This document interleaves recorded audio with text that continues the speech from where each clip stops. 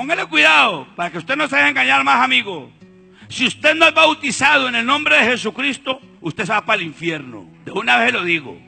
Al que bauticen en el nombre del Padre y del Hijo y del Espíritu Santo, es un cheque sin firma. No se lo van a pagar en el cielo, no lo van a reconocer. Mateo 28:19, bautizándolos en el nombre del Padre. Y hay una coma después de Padre. La coma se para. Yo soy padre de 6 hijos, pero yo no me llamo padre, yo me llamo Harvey. Y el texto dice, bautícelos en el nombre del Padre, vea. Los discípulos tenían que saber cuál era el nombre del Padre. Y ellos sabían que era Jesucristo, porque Él les había dicho, yo y el Padre uno somos. Y Él le había dicho a Felipe, ¿cómo dices tú, muéstranos al Padre? Tanto tiempo hace que estoy con vosotros y no me has conocido, Felipe. Entonces ellos entendían que el Padre era Jesús. Nombre del Padre, ellos sabían que era Jesucristo.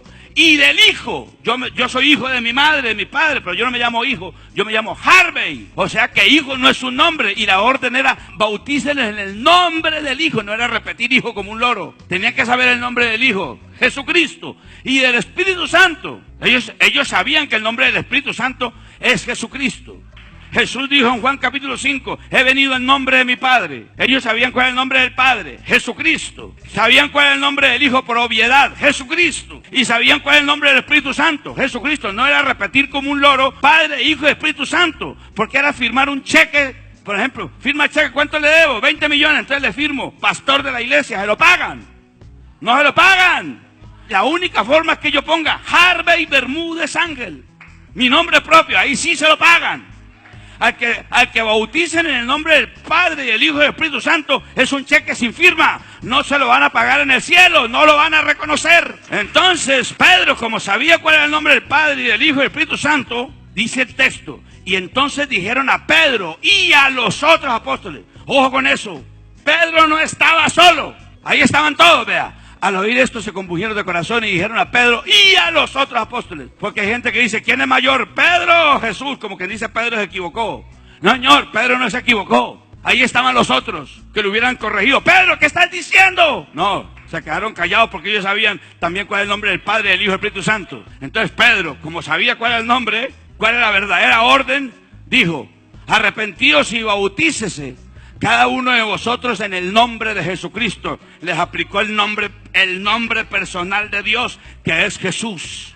Pedro dice, bautiza en el nombre de Jesucristo. Perfecto. ¿Por qué? Porque Cristo significa el Mesías, el ungido, lo que Israel estaba esperando.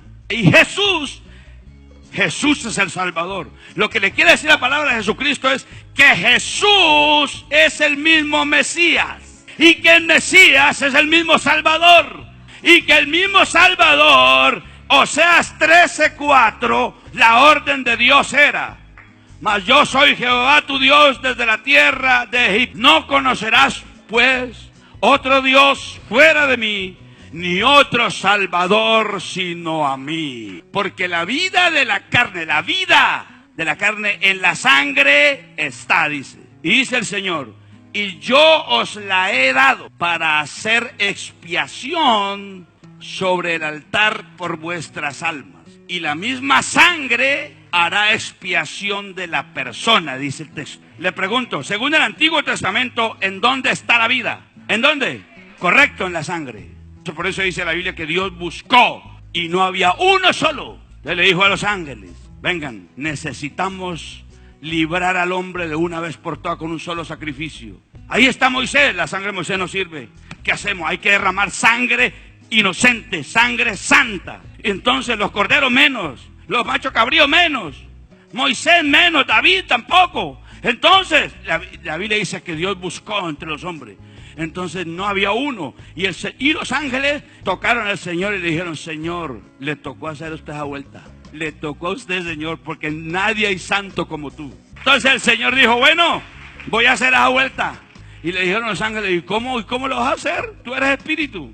Y tú mismo le inspiraste a tus profetas que sin derramamiento no hay remisión de pecados. Y dijo el Señor, yo la voy a derramar. ¿Cómo? ¿Y cómo te vas a derramar? Si tú eres el que llena los cielos y la tierra, tú no tienes sangre ni huesos. Entonces el Señor dijo, tío, tranquilo, mi palabra, mi logos, mi palabra, lo que yo digo se hace. ¿Y cómo la vas a hacer? Yo con mi palabra, la palabra misma. Yo voy a decir mi palabra y voy a hacer ovular a una mujer. ¿Qué? Sí, Señor. Sin ella tener coito, siendo virgen, mi palabra. En el principio era el verbo, y el verbo era con Dios, y el verbo era Dios. La palabra. ¿Y cómo? Y aquel verbo fue hecho carne y habitó entre nosotros. Entonces Dios hizo un milagro. A esa palabra que él envió al vientre de María le iban a llamar hijo. Pero no era que el padre tuviera un hijo, sino que él mismo vino y se alojó en el vientre de María con su palabra y su poder. Por eso dice que del Espíritu Santo es. Y por eso dice 1 Timoteo 3:16, e indiscutiblemente grande es el misterio de la piedad. Dios fue manifestado en carne. Póngale cuidado a lo que le estoy enseñando. La sangre haría expiación. No había nadie, solo Dios. Por eso Jesucristo es el Cordero perfecto. Porque la Escritura decía que no te podía tener defecto alguno. Ni magullado, ni con añublo. No, Jesucristo es el perfecto. Juan 1:29, Juan vio a Jesús y declaró lo siguiente, porque Dios te lo reveló. He aquí el Cordero de Dios que quita el pecado del mundo. Juan 1:29. Ahora, ¿qué pasaba? El sacerdote aplicaba sangre por el hisopo. Y ahora el Nuevo Testamento declara otra cosa, diferente a Levítico 17:11. El Nuevo Testamento no dice que la vida está en la carne o en la sangre. No lo dice. El Nuevo Testamento, después de la resurrección de Jesús, declara esto. Juan 20:31. Pero estas cosas se han escrito para que creáis que Jesús es el Cristo, el Hijo de Dios, y para que creyendo tengáis vida en su nombre. La vida ahora no estaba en la sangre. La vida ahora estaba en el nombre de Jesús. Entonces había que aplicarle sangre al alma. ¿Cómo le íbamos a aplicar sangre al alma después de que Jesús muriera y se sacara la sangre? Y pasaran 2 siglos. ¿Y nosotros dónde quedábamos? ¿Dónde nos íbamos a juntar esa sangre? La única forma que se le aplica sangre de Jesús, sangre del Cordero a un ser humano para que sus pecados sean perdonados, la única forma es en el nombre de Jesús. Porque el nombre de Jesús es el nombre redentor de Dios.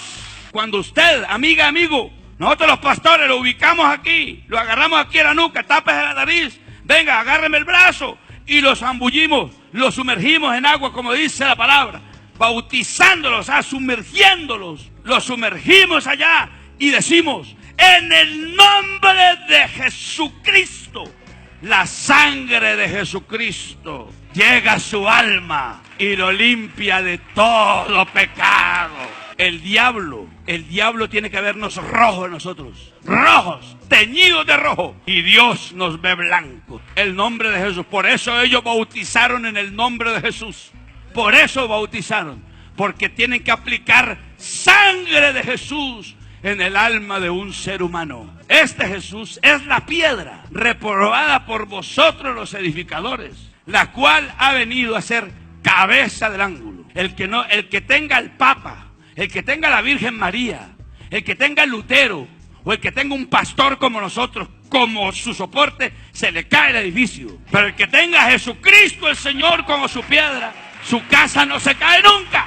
Y en ningún otro hay salvación. Porque no hay otro nombre bajo el cielo dado a los hombres el que podamos ser salvos. El diablo te engañó. Usted ingenuamente se fue a esas iglesias trinitarias o ha estado en la iglesia católica. Ingenuamente se ha dejado engañar. Usted se va para el infierno. Pero ahora el Señor te trajo para hacerte entender que el bautismo para perdón de tus pecados es en el nombre de Jesucristo.